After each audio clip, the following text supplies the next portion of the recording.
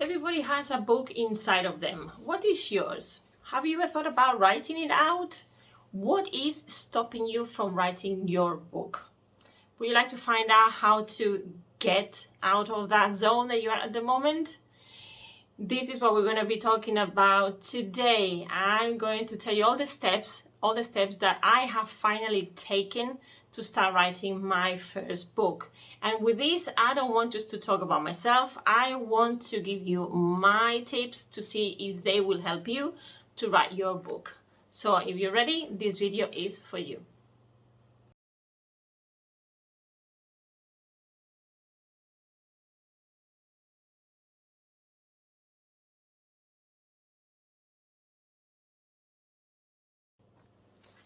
Hello Gothic friends, this is Alice and you are in Gothic Land, a place where we talk and learn about all things Gothic, but a place where also we talk and I help you with your critical thinking and your communication skills, whether it's in a second language or even in your mother tongue.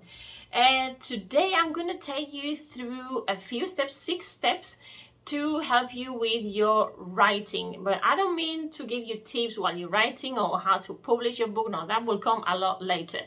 For now, I think it's super important to get the mindset to even start writing this book and creating some kind of routine, because it's super difficult. But before we dive in, I want to remind you that this month of July, we're creating with the collaborators a series of workshops for kids and teens between 10 and 18 called Creation of a Fiction Magazine, precisely to help all these groups, all these ages, to start developing their writing skills through a magazine. So it's open now, don't miss it. I'm going to start putting limits to enrollment periods now, so start downloading this fantastic information about the course, start paying, start buying it, and make sure you don't miss it. If you have a friend, if you have neighbors, kids, anybody who might be interested in this course, please share with them and tell them it's going to be great, because we're going to be learning a lot of things. So now, yes, let's go to the writing space. So before I give you the 6 steps that I'm following, I want to give you a little bit about my background. So really, let's say I started writing seriously from 2018 on a blog, and there I started writing my short stories and I started writing articles more or less regularly, because I didn't really have still a plan, which is something I'm learning now as well. But it's something that I started taking seriously a couple, 3 years ago. But before that, I already started writing age 8 when my parents bought me a little diary for my confirmation. And I thought it was great, it was fantastic. So I kept a journal of all the little things that happened every day, more or less every day. And then, you start daily, and then it becomes weekly, and then once a month, then once a year. But the diary has been something that has been very present for me during all my life since I was 8. That doesn't mean that I became a writer overnight. In fact, I am writing, but I've not published anything yet. So what is stopping me from taking this seriously and from getting on with my book? There are lots of things. One of them is imposter syndrome, that we could talk about in another video if you want, but to have a few ideas, or a little idea what that is to when you think you're not good enough for the job. And another thing are these psychological issues about, is my book going to be liked? Are people going to criticize it? Being able to deal with this, with criticism and what the market might think. Is it going to be a right fit for the market? Am I going to be addressing my audience the right way? There are a lot of things, but the reality is that by doing all this, we're not writing. We should try to, people who really want to write, and we have these books inside of us, is to say, right, let's get on with it and let's see what happens. My process has been a little bit funny in this sense, because even though I have been writing a lot for many years, as I've just told you, at university I was in, university. I started with primary school, then secondary school, and then at university. I never stood out from the crowd. I did my little writings here and there, but really I was never someone who people would say, oh yeah, look at these, you know. I presented some writings to different places, like a lot of people. We did contests in the schools and I never won anything, but I was there. But every so often I had the odd story out that people and teachers would go and say, oh, this is good. So I had that. And that is what you need to listen to if this is what's happening to you. You have to listen to these moments, these wow moments that they talk about in marketing, that in writing are very important because they mean that you can do it. In another video, I did talk about one of my English teachers in the UK, that she actually encouraged me a lot when it came down to writing. I mean, I made a lot of mistakes. There were a lot of grammar problems. There were a lot of problems, paragraphing problems, but I was learning. And she did say something very, very useful to me. She wrote down, you write like a writer. I really like your style. But again, English wasn't my mother tongue. I was still learning it. And I had this feeling that the journey was still very long and I wasn't still ready. That was some kind of insecurity from my behalf. Plus the fact that writing as a job is never promoted, not in the way that other jobs are promoted in school, in college, at university. Right, having said that, what is it now? Now you have more or less my background. What is it that I'm doing now that is different, that is making me write every day consistently on my book? Because as you know, I write a lot every week for many different things, for my classes, for my videos, for my articles, but the book is a different thing, it's a different format. Right, I'm gonna look at my paper now so I don't leave anything behind. So the one thing that has actually pushed me is talking to different people in different areas from the writing world. And I'm going to start elaborating this a little bit better. So the first thing I will tell you to do is to show your writing to other writers. Why am I saying this?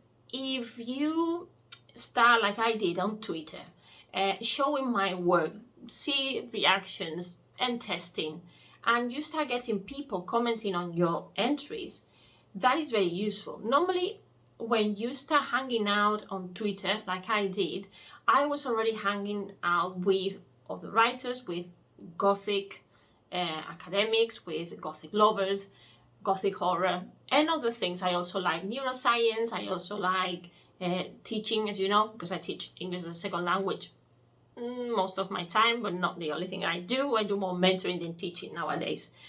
And these helped me get in contact with writers in a very relaxed environment, which led me to the next step. That just happened naturally, which was talking to them privately about our work. And people, writers like Tracy Fahey, for example, she encouraged me to start writing and sending short stories to different places.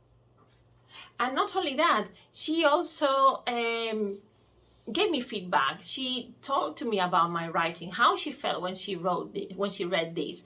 And that was with Tracy, but it also happened with David Castleton, that I have also interviewed for this channel. It happened also with other friends that now they know we're not so much in contact because of other situations and personal issues. But for example, one of the phrases that really stuck in my head was that from another writer, J.L. Forrest, who said to me, if you write every day, at the end of the year, you will have a book. But if you do not write, well, then you know what you get if you don't write. Nothing, basically. There's no book if you don't write. So hanging out with writers and having their feedback helped me start thinking more about myself as a writer. And when you inevitably compare yourself with them, you think, yes, I have this in common with them. Yes, I am a writer. Because that's the first thing. Am I really a writer? Can I do this job? So once you overcome that part, then you move on to the next step, which is interview writers and find out about their writing habits. what has been very useful for me is, as you know, as a YouTuber now, is having the chance not just to make these kind of videos where I'm teaching you something, when you're learning something for free, but also to interview writers and to interview very interesting people that talk about subjects that I really like, that are connected to the Gothic. So interviewing writers, you are forced to think of questions that if you were asked yourself in an interview, you would have to answer. And that makes you think about your writing, and it makes you think about your book. I know it's a bit twisted, the whole thing, but it is very useful. So when you're interviewing writers, you're asking them very key questions that you could apply to yourself. But you also discover strategies, you discover ways of writing and techniques that they use that you've never come across, that you never thought about, and that when you test them, you think, oh my goodness, this is really useful, this is good, I'm going to use it for myself. So this meeting with other people is also good for them because they also see other points of view, and they can also see how people react to their writings and to their methods, which is very good as well. So that's point second 2. Point 3 is, for me, that made the difference. It was talking to an editor and publisher. I kind of kidnapped J.I. Park from Tracy. I know that sounds horrible, but not literally. I kidnapped him in the sense that I knew about him because Tracy had invited me to a live event that they did for Halloween 2 years ago. And I started having this feeling of belonging, you know. Again, through Twitter, you get editors wanting to help you when you write your book. You get people, you get publishers, you get companies telling you and selling you their product and selling you their services. And you're thinking, well, I haven't even started writing a book. How am I going to use your services? I don't really know you. Some people kind of invade your messages, your DM, your box, and that's not nice. But for me, what works is creating this bonding, this relationship with people first. By doing that, you discover if you really are a good fit, or if you could be a good fit for them, but also a place where you find comfortable enough to imagine yourself maybe in the future to work with, and to have the kind of style that you could benefit each other. It's a symbiotic relationship, really. It's not just you going there and wanting to sell your product, which obviously we all want to sell our books. Some people might just be happy writing them, which is a different matter. But if we're talking about making and creating this book and then selling it, you need to feel comfortable with the place that is going to look after your book, that is going to home your project and your creation. So this is what kind of rolled naturally for me, because Tracy said, well, talk to him. He's nice. He'll be all right talking to you, and he can give you advice, and he's very approachable. So I got so relaxed with this, and I felt so encouraged that I even sent him a couple of 3 short stories to get his opinion, to see if they could work for a book, or my style could work for a book, not those stories necessarily. And bless him, I know that I kind of bombarded him with this and I caught him there, but it was kind of funny even because I was interviewing myself for him. And I happened to interview Tracy and Justin, as you know, in one of the videos here, the interview with the author, to talk precisely about how to publish, how to create, all the difficulties about the selling process, the creativity, the creation process. And out of the camera, when we were outside, when we had finished recording, it was ever so kind to listen and to even meet for another day, because the project of the fiction magazine actually came out from that very moment when I saw the tandem between Tracy Vahey and Justin Park, and I saw how the good relationship that they had, and we had such a great time talking together. I learned so much from them that it felt just right to do this project. And then we talked further, and the project is happening in July. We want to give kids the opportunity that we didn't have, as traumatized adults that we are regarding our childhood. But I don't want to move away from what I'm saying. But the thing is that he listened to me. He talked to me, but he wasn't just trying to be kind per se. He really gave me some good tips, and he said, you know, I forced the question, would you publish me? And it was like, I like your style. You really have the atmospheric touch. But we might have to work on some things. But the first thing you have to do is write the book. And I thought, yes, it's absolutely right. If I don't write it, how is he going to know? How is he going to give me feedback? I know that I will get the feedback because he's just a nice guy, and it might be of interest to have someone a bit different. You don't know. We don't know that. I don't know if he thinks that way too. But definitely he did set my mind to rest a bit. And that marked in my mind, that put limits, it put deadlines, and it helped me to get on with my book. It was a kick in the bum, right? It was a kick. It was, if you don't write a book, how the hell are you going to publish? How, you know, you have to create this thing. So I thought, yes, it's right. And then that took me to the next step, which was writing a journal. I thought, right, if I already have some kind of pressure, because I've already told a publisher my intention about writing a book, and if now I don't produce something, I'm going to look like an idiot.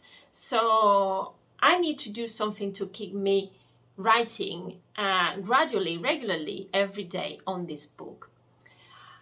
And writing the journal made perfect sense. First, because I've always written journals. But secondly, because I'm someone who's always investigating, and I investigate, I research, I put everything on my Word document, in my computer, in different folders.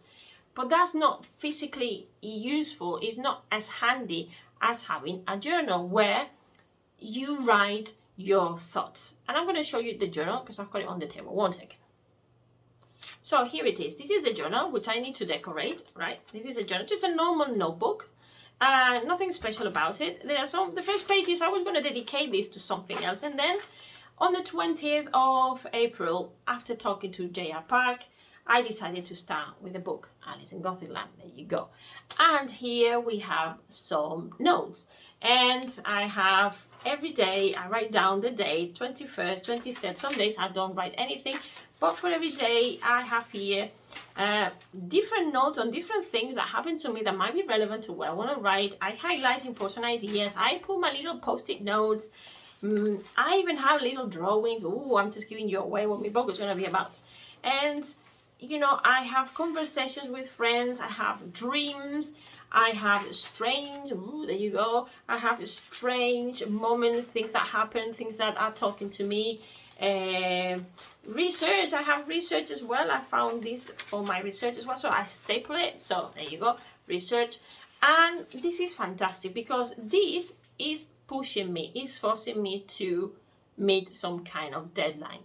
So writing a journal is super good, also because it helps you organize your ideas, and then when you start writing, they kind of come better because you've already been thinking of these phrases or of this paragraph or this moment, and then they come out in the computer or in your processor or whatever you're using. So writing the journal. Fifth point, keep an eye on what's relevant for your story. For me, since I love researching, I get overwhelmed like everybody else, I suppose, but I get overwhelmed with all the information that is in the internet. So it's for me very easy to start diving away and taking different paths that are not going to be relevant for my book. So I've got very clear what I want to talk about, or more or less. And as I'm investigating, these ideas are becoming clearer. So keeping the journal there and keeping searching on your internet narrows down these distractions. At least for me, maybe this doesn't work for you, but for me, it works really because I don't get so distracted. If I'm looking for, I don't want to give anything away, but okay, say, you know, in my book, there are going to be trees. I just love trees. And for me, trees are key for a lot of things. So what I'm not going to do is get too distracted thinking about the first tree in the world, or maybe, yes, it depends if I want to talk about the first tree in the world. But what I'm going to be super careful is not diversifying so much if what I want to talk about, this tree, is not relevant for my story. because we could approach the tree from very different angles, and that could be dangerous. And for someone who's just starting, maybe it's not advisable to get into trilogies, but I don't know, we'll see what happens. So narrowing it down, keeping an eye on what the elements that you really know that you want to appear there. Otherwise, as I said, it's very easy to start getting off the tangent and moving to other areas, and then is when it gets messy. Having the journal narrows things down too, and then you can revise, you can go back and see if there are new ideas. And what also you will find out is that there are certain aspects that you're going to keep revisiting, and those are the keys. That those revisiting moments are key for your book, because that means that that's what you really want to talk about. It's not because they're better or worse. It means that that's what you really want to talk about, and that's what is really what needs to be there. And then everything else that is not relevant or that you've seen that you're forcing into the book, maybe it's because it doesn't have to be there. Okay, the last point is to book time for yourself in your writing sanctuary. We all have different ways and different rituals that we follow when we write, but it's super important that you have a space, a time that you know that you are relaxed just for that you're not forcing the writing moment, but that you know that is right for you. For me, evening. Why? Because I'm writing dark things, so I need to have a dark environment. It doesn't work for me even for reading. For reading certain stories, I can't read them during the day because I'm not in the right atmosphere. I need to be in the right modern atmosphere. Yes, it's like atmospheric environmental surroundings while I'm reading. So I need to write with under the same characteristics. I need to be writing when it's dark, when I don't have anything else to do at the end of the day. I know that that's risky because you are also tired after all day. But for me, it's like, this is my moment, even if it's just half an hour between finishing my lessons, because I work afternoon, evening, finishing my lessons and having dinner, having tea with my family. That could be just 1 or 2 hours or less, half an hour. That's enough sometimes to have a little break from my day, concentrate on something that I really like doing, which is my fantastic world, discovering, because I am investigating aspects of that world that I like but I don't know everything about. And I put my music. Depending on the music, I will be writing one thing or another, different situations depending on the music.